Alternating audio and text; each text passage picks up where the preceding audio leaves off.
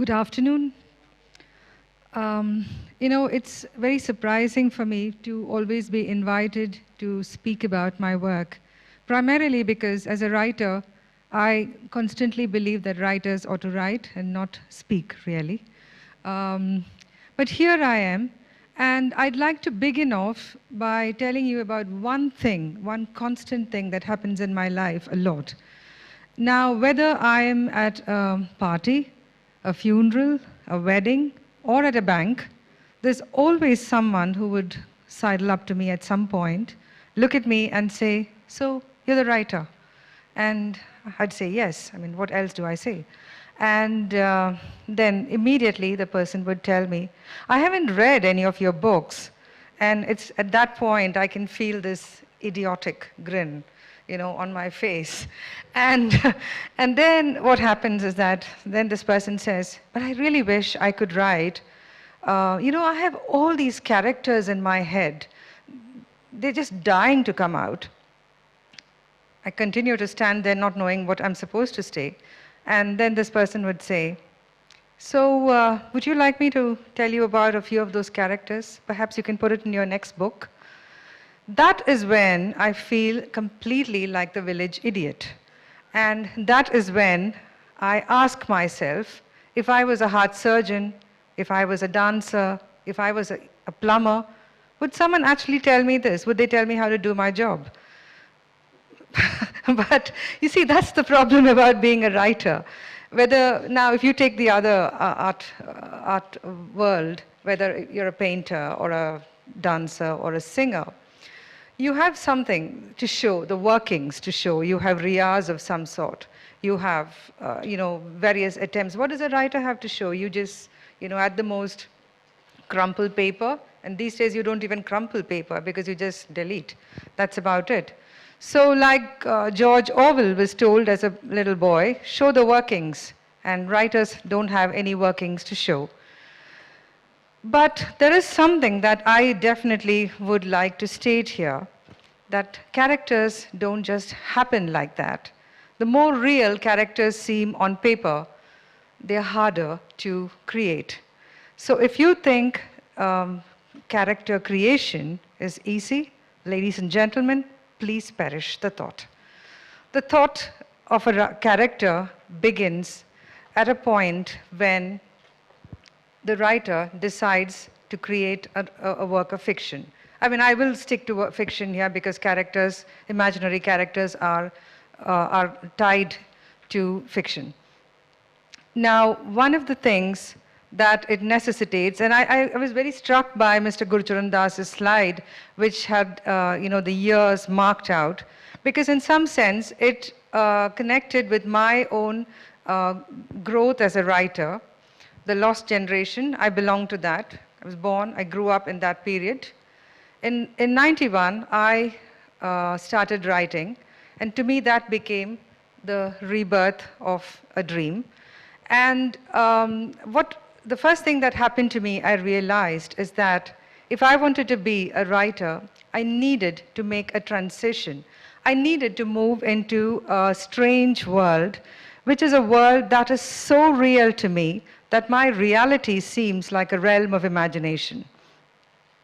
And this journey to this strange place in my head just doesn't happen like that. The thing is, I'm sure most of us who are sitting here have at some point or the other entered this strange space in our head. All of us have spent a little time there. And in fact, I think some wonderful gaming person went ahead and created a game called The Second Life, which is a little like this realm of imagination that a writer steps into. But in my case, I think I wouldn't call it The Second Life, and I would just call it a parallel universe, which is what I enter into when I have to write.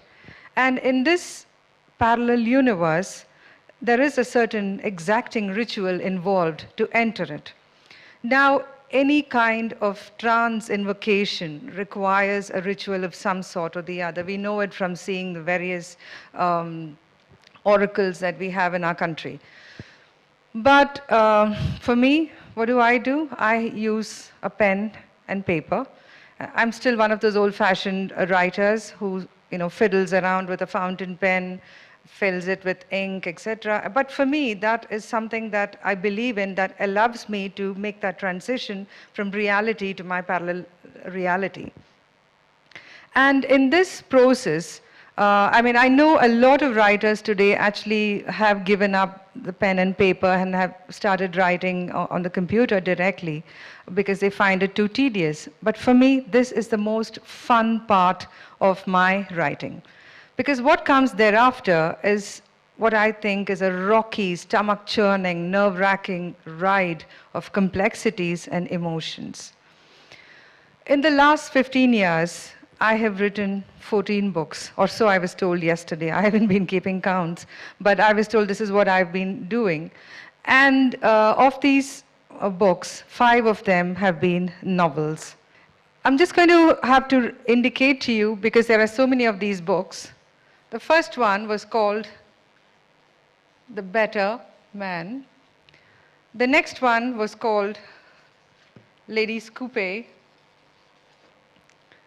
Then there was Mistress. I'm just going to put it like this. Lessons in Forgetting.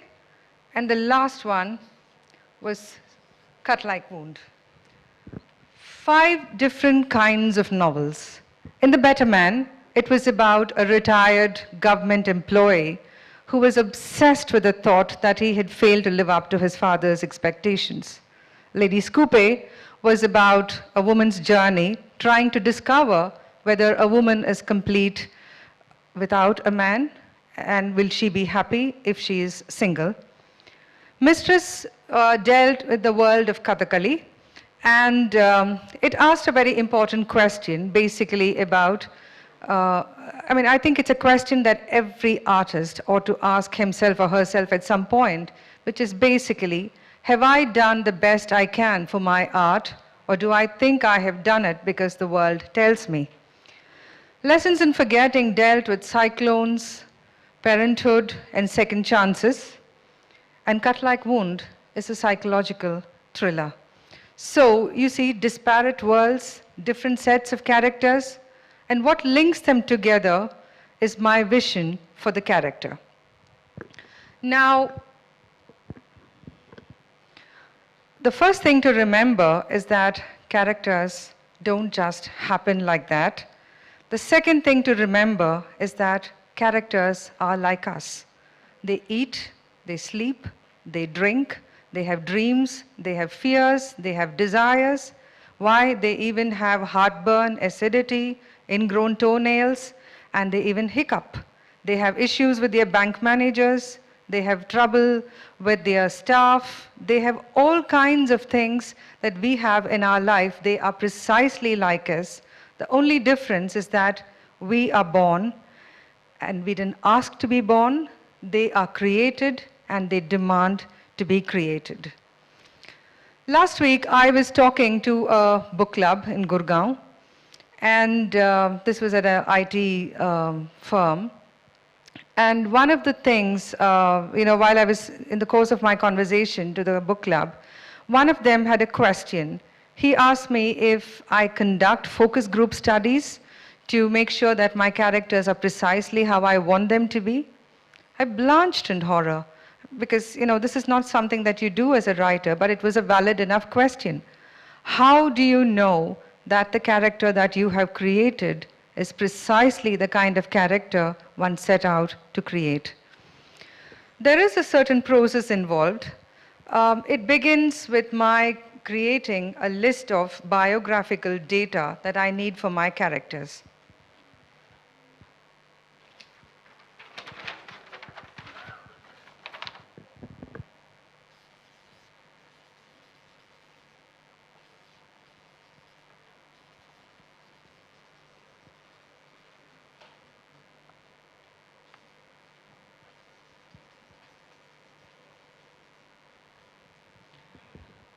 Right, this is standard stuff that I would put in. Education really is at the bottom here.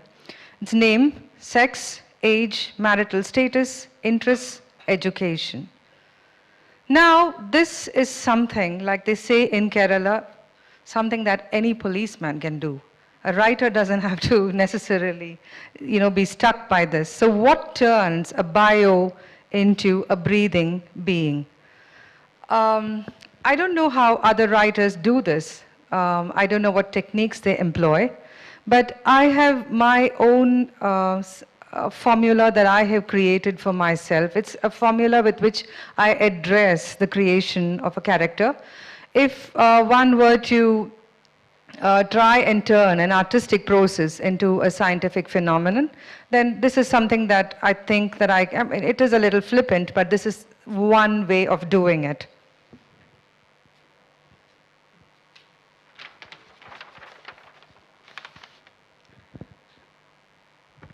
Okay, we start off with, it's not a circle, with a oval. Divide it into 6 parts.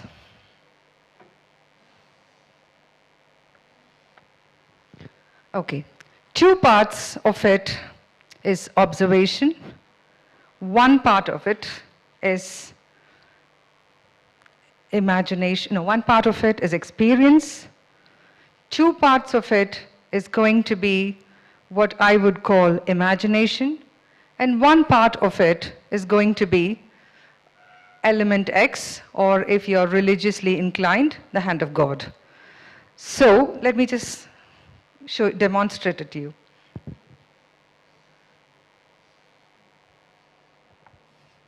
Right? So that is your character creation. Now you're going to ask me, because of the hair, do I put myself into each one of my characters?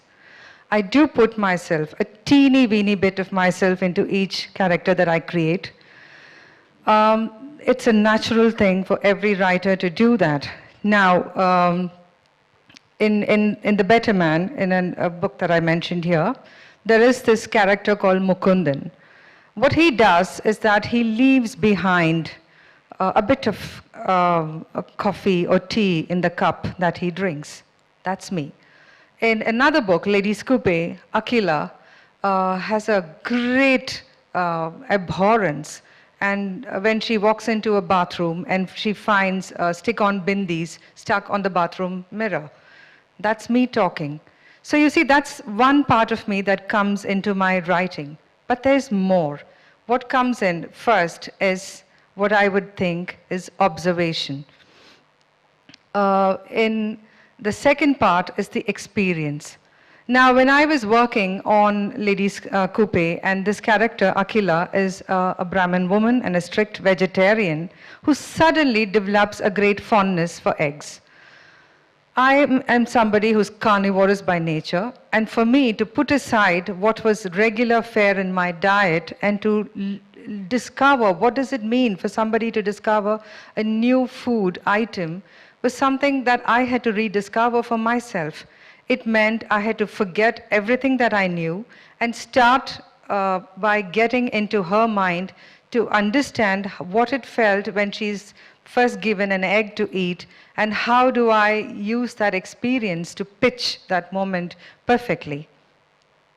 Then comes observation. Observation is really, really crucial. Many years ago, when I was researching my novel Kathakali, my novel Mistress was based on Kathakali, I had to spend a great deal of time at a Kathakali institute. And one day in the class, there was a senior student who had, lost concentration in the middle of a class. And the master there was so vexed with him that he had this little wooden stick with which he would beat rhythm on a block of wood. And he just took that stick and he just sent it flying through the class, and it hit the boy, on his foot. And the class just came to a standstill. And then the master walked up to him and just slapped him on his face. Because at that point, the master, he's just a little boy. It didn't matter to him that he was a 19-year-old boy. And this is and I could see the riot of emotions that went through that boy as he stood there. He was humiliated, he was unhappy, he was almost ready to give it all up and go away. Later, when I was writing my book, that was the emotion that I drew upon when I was writing a particular scene of humiliation. So this is what goes into the creation of a character. There are tiny details that you collect, which makes a character either lovable or repugnant. There are tiny idiosyncrasies that you weave into the telling, which creates a bond between the reader and that character. There are tragic flaws which we recognize in ourselves, which allows us to feel that much closer to a character. Together, it becomes more than a mere assemblage of fact, and that enhances the character. Now, there are still three parts left. One is the element X, and the two part, what I called, was imagination. These are three parts to which there is no real, groundwork that can be done. This is what elevates commonplace writing to a realm which is above mediocrity. And for that, the most important thing is one has to step into the skin of one's character. One needs to imagine as they are. One has to breathe as they do. One has to think as they do. And I cannot allow my characters to become a mouthpiece for my own thoughts and beliefs. They have to state for themselves their points of view. I am merely a vehicle that allows them to express themselves. I think perhaps this is the word that would be best used in this circumstance, which is empathy. To feel such empathy for my characters that I am able to present them in a non-judgmental, unbiased fashion. Yesterday evening, while talking about one of my characters, I mentioned how writing to me is almost like method acting, where I need to invoke a certain sense where I am able to slip into the skin of my characters, draw upon my own experiences and memories to be able to see the world with their eyes, and finally to present a character as a character and not as an extension of myself. This is what makes a character truly memorable. Who I am is absolutely of no consequence here. What is of consequence is who my characters are and the bond they create with their readers. Thank you.